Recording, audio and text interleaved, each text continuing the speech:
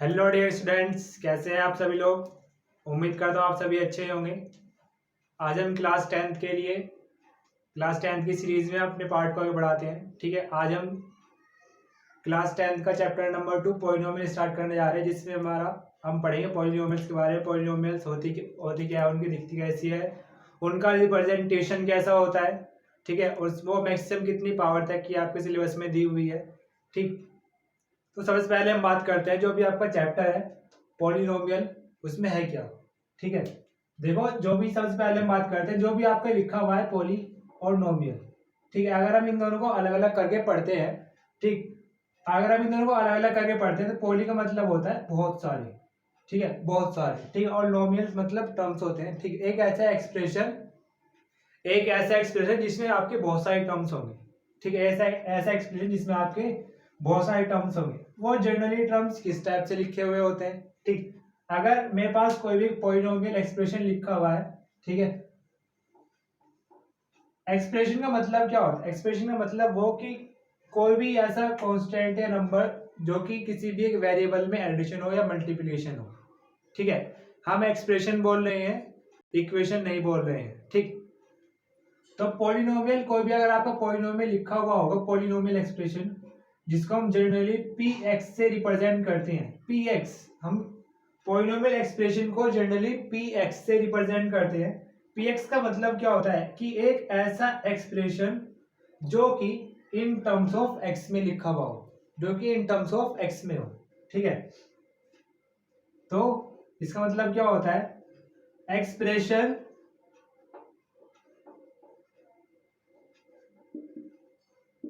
In terms of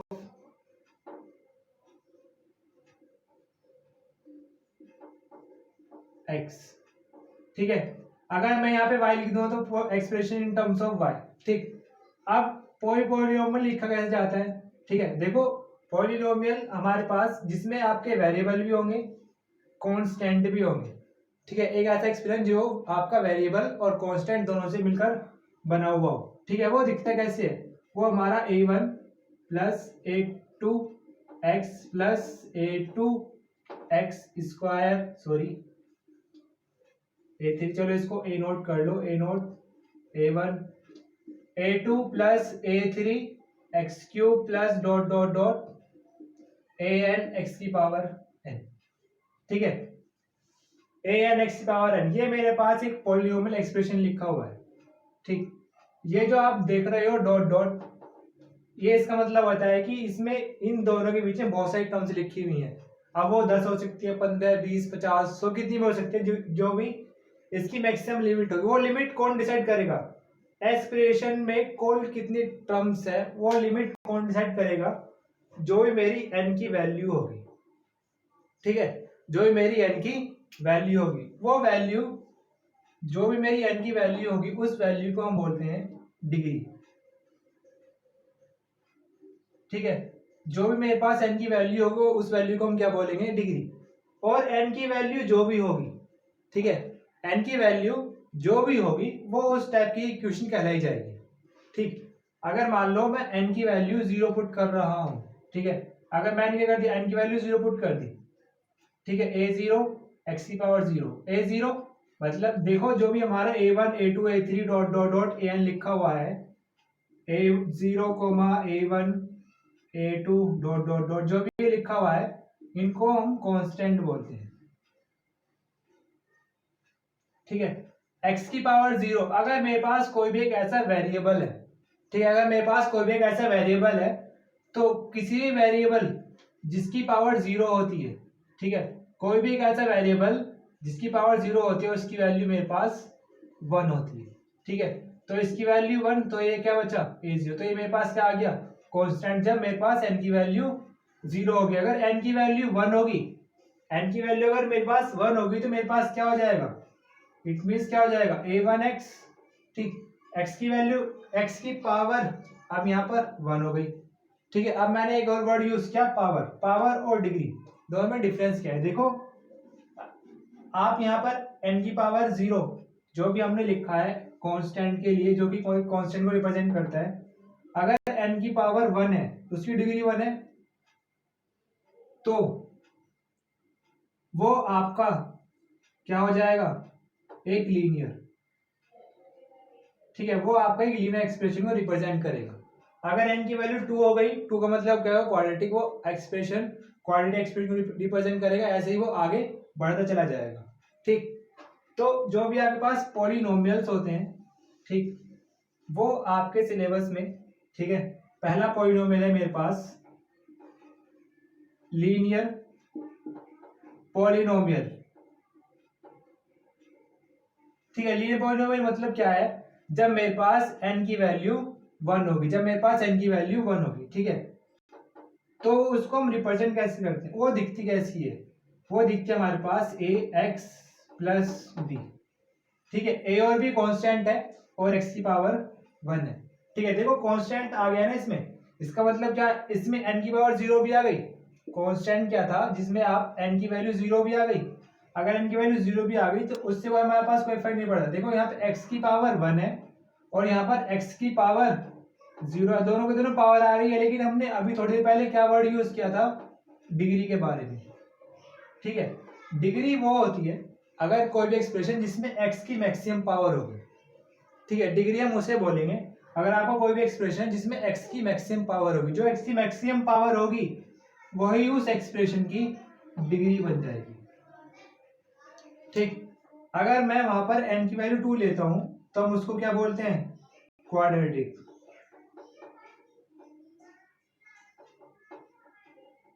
वो दिखती कैसी है, A X square plus B X plus C. ठीक है, वापस से हम इसको पी एक्स से डिनोट करते हैं, ये भी पी एक्स से डिनोट करते हैं। तो इसमें x की मैक्सिमम पावर क्या है, 2, इसमें x की मैक्सिमम पावर क्या है, 2, तो इसकी डिग्री क्या हो जाएगी, 2। इसके बाद आता है हमारा क्यूबिक पॉलिनोमियल, जिसमें हमारे पास px, इसका मतलब क्या होगा, क्यूबिक का मतलब क्या होता है, क्यूब, आपने देखा होगा ना क्यूब, 9 में पढ़ा होगा, क्यूब का मतलब क्या होता है, 3, जो कि 3 डायमेंशन होती है। ठीक है, तो px क्या होगा, A X cube plus B X square plus C X plus D, इसकी डिग्री क्या हो जाएगी, 3। ठीक है, डिग्री होती क्या है, मैंने क्या बोला, maximum power of x in an expression. ठीक है, जो भी मेरे पास एक एक्सप्रेशन लिखी हुई है उसमें x की मैक्सिमम पावर ही वो क्या होगी, डिग्री होगी। ठीक है, तो एक क्यूबिक है। इसके बाद लास्ट इसमें और आता है बाय क्वाड्रेटिक।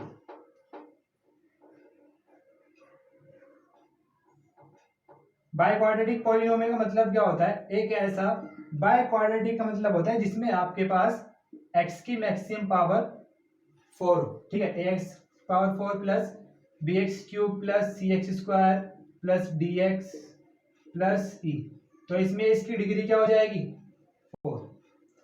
ठीक है, तो ध्यान रखना जो भी हम ये पावर की बात कर रहे हैं ना, जो भी हमने इसमें पावर की बात करी, ये पावर कोई भी एक्सप्रेशन पॉलिनोमियल के अंतर्गत या पॉलिनोमियल के अंडर तभी आएगा जब उसकी जो पावर होगी, ठीक है, जो भी पावर होगी आपकी, मैं यहां पर लिख रहा हूं, जो भी आपकी पावर होगी, पावर ऑफ x, वो हमेशा पॉजिटिव होनी चाहिए। ठीक है, वो हमेशा पॉजिटिव होनी चाहिए। दूसरी बात, वो हमेशा इंटीजर होनी चाहिए। इंटीजर का मतलब क्या होता है, कंप्लीट नंबर, और वो इंटीजर भी पॉजिटिव भी आ गया, इंटीजर भी आ गया। ठीक है, ना तो वो आपकी फ्रैक्शन में होनी चाहिए, ना ही वो डेसिमल में होनी चाहिए। ठीक है, ये आपको ध्यान रखना है।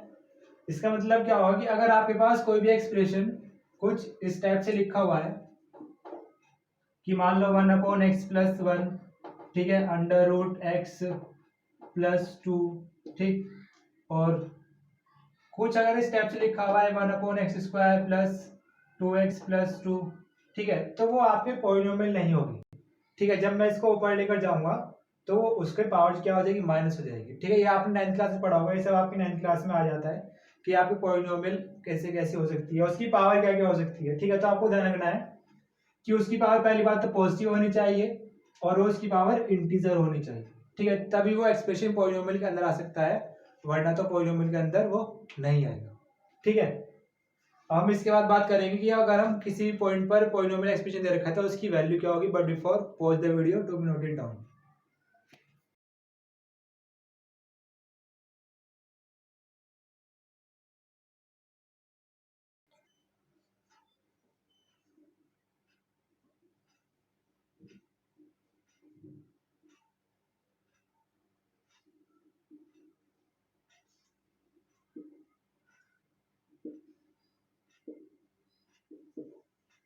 ठीक है, value of a polynomial at a point, किसी पॉइंट पर उस पॉलिनोमियल इक्वेशन की या एक्सप्रेशन की वैल्यू क्या होगी, ठीक। तो देखो इसमें वैल्यू के लिए आपको कोई भी पॉलिनोमियल एक्सप्रेशन पहले से दिया हुआ होगा, ठीक है, और उस एक्सप्रेशन के लिए आपको पॉइंट भी दिया हुआ होगा कि बताओ इस पॉइंट पर उस पॉलिनोमियल की वैल्यू क्या होगी, ठीक है।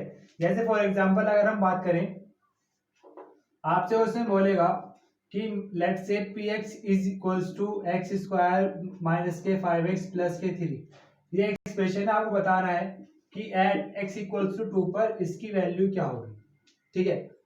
एट x इक्वल्स टू 2 पर पी एक्स जो मेरे पास पॉलिनोमियल एक्सप्रेशन है उसकी वैल्यू क्या होगी, ठीक। तो एट x इक्वल्स टू 2 का मतलब क्या होगा कि जो मेरे पास x इक्वल्स टू 2 दिया हुआ है उसको उठाओ और इस x से रिप्लेस कर दो, ठीक है। इसका मतलब क्या होगा कि x इक्वल्स टू 2 इस पूरी इक्वेशन में x से रिप्लेस कर दो। इट मींस हम इसको कैसे रिप्रेजेंट करेंगे, p of 2 p2 is equals to 2 का स्क्वायर माइनस के 5 इंटू 2 प्लस के 3,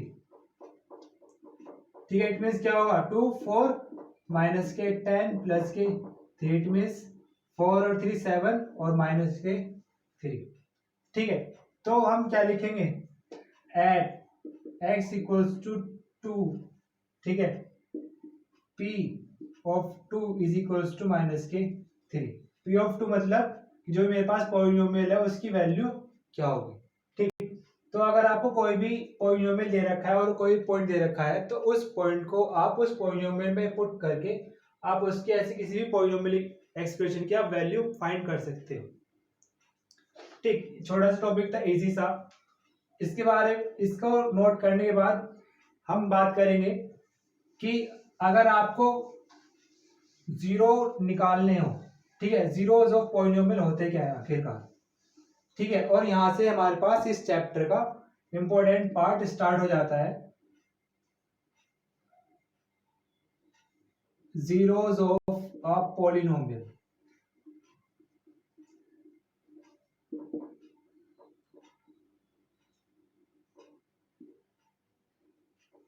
देखो जो भी हमने अभी पढ़ा था ना, जो भी हमने अभी पढ़ा था कि मेरे पास एक्सप्रेशन दिया हुआ था और मैंने x की वैल्यू पुट करके उसमें एक्सप्रेशन में पुट कर दी थी, फिर मैंने वहां से उस एक्सप्रेशन की वैल्यू निकाली थी क्या होगी, ठीक। बिल्कुल सेम यही इसमें होता है। जीरोस ऑफ पॉलिनोमियल का मतलब क्या होता है कि अगर मेरे पास कोई भी एक्सप्रेशन दिया हुआ हो, अगर मुझे कोई भी एक्सप्रेशन दिया हुआ हो, ठीक, उस एक्सप्रेशन के साथ वो मुझे पॉइंट भी दिया हुआ रहेगा। अगर उस पॉइंट को उस एक्सप्रेशन में पुट करने के बाद उस एक्सप्रेशन की वैल्यू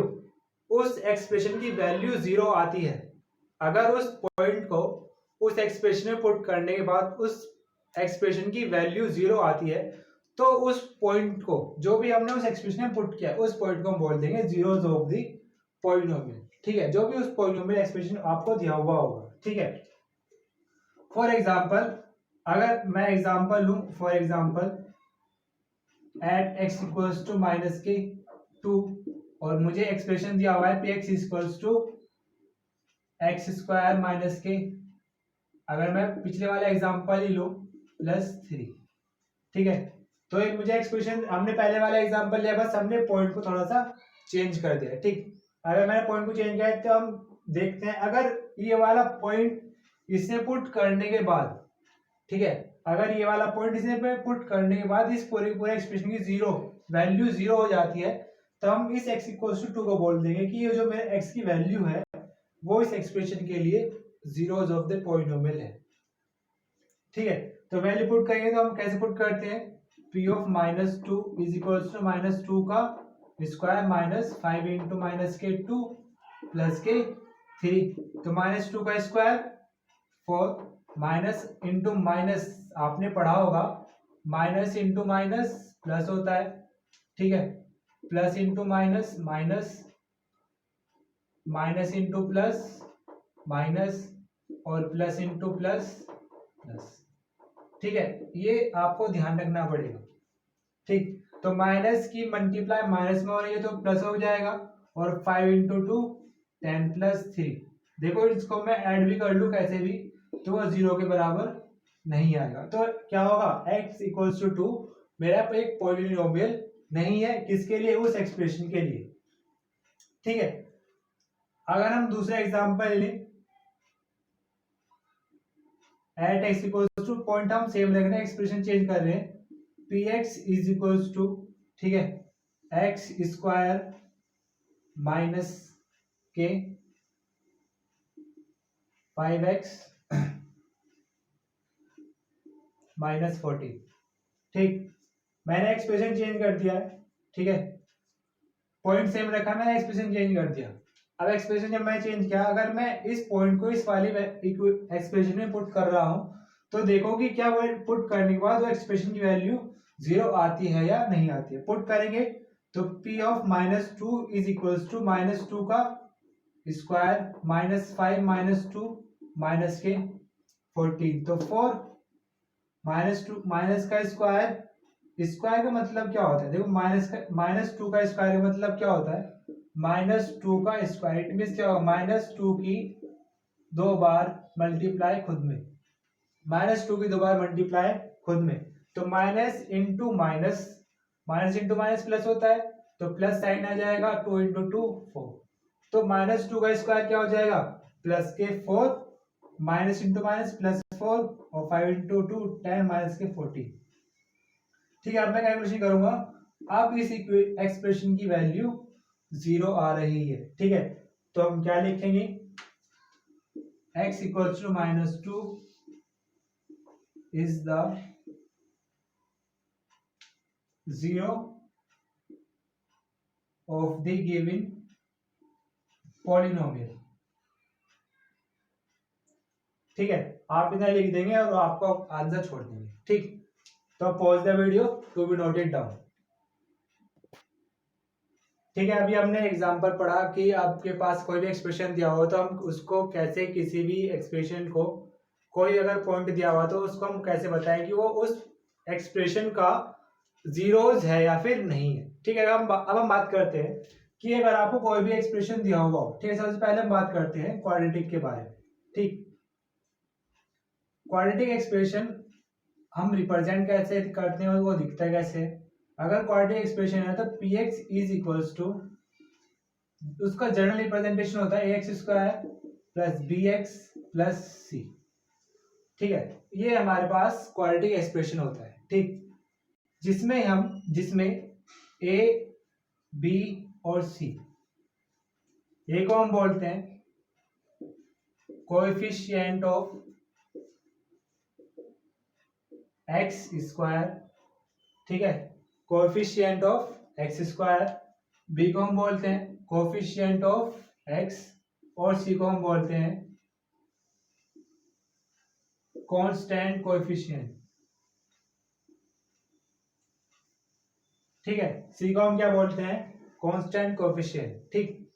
तो अगर मेरे पास हमें बताया जा रहा है कि बताओ जो भी इस, देखो जो भी एक्सप्रेशन होगा उसकी जितनी पावर होगी, सबसे पहली बात ध्यान रखनी है, अगर आपको कोई भी एक्सप्रेशन दे रखा है उसकी जितनी पावर है उतनी उसके जीरोज होंगे, ठीक। आपको ये ध्यान रखना है कि मेरे पास जो भी एक्सप्रेशन लिखा हुआ है अगर उस एक्सप्रेशन की मैक्सिमम पावर 10 है तो उस एक्सप्रेशन के जीरोज भी 10 ही होंगे। इसका मतलब क्या होगा कि ऐसे इनफाइनाइट नंबर्स में से 10 ऐसे पॉइंट होंगे जिस पर उस एक्सप्रेशन की वैल्यू 0 होगी, ठीक है। तो अगर मेरे पास ये एक्सप्रेशन लिखा हुआ है, हमने मान लिया कि जो भी ये एक्सप्रेशन है उसके जीरोस, ठीक है, late zeros of the polynomial is alpha and beta, ठीक है। जीरोज ऑफ द पॉलिनोमियल, जो भी आपके पास पॉलिनोमियल है उसके जो जीरोज है वो मेरे पास अल्फा और बीटा है, ठीक। तब आपसे वो बोलेगा कि अगर आपने इसके जीरोज अल्फा और बीटा बता दिए हैं तो आप बताओ कि जो मेरे पास जीरोज हैं और ये कोफिशिएंट जो भी मेरे पास लिखे हुए हैं, इन दोनों में रिलेशन क्या होता है। ठीक है, हम बात करने जा रहे हैं relationship between zeros and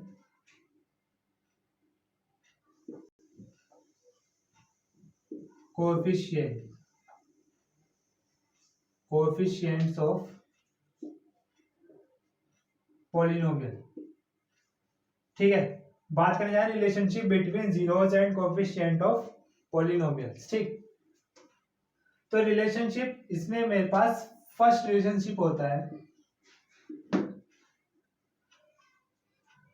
some of zeros. ठीक, पहला हमारे पास होता है sum of zero. Sum of zeros का मतलब क्या होगा, जीरोस मेरे पास क्या है, अल्फा प्लस बीटा, इन दोनों का सम ऑफ जीरोस इक्वल होगा। ठीक है, सम ऑफ जीरोस इक्वल होगा माइनस के coefficient of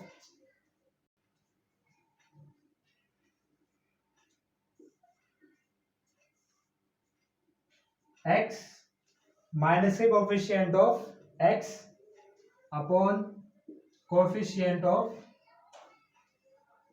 x square.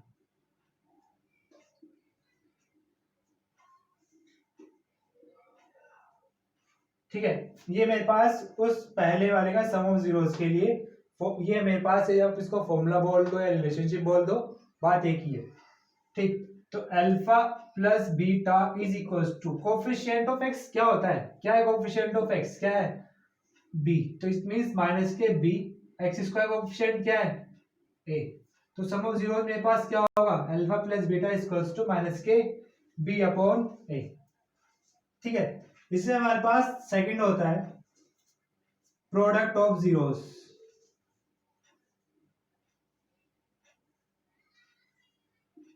Product of zeros क्या होता है, it means alpha into beta is equals to, क्या होता है वो, कांस्टेंट कोएफिशिएंट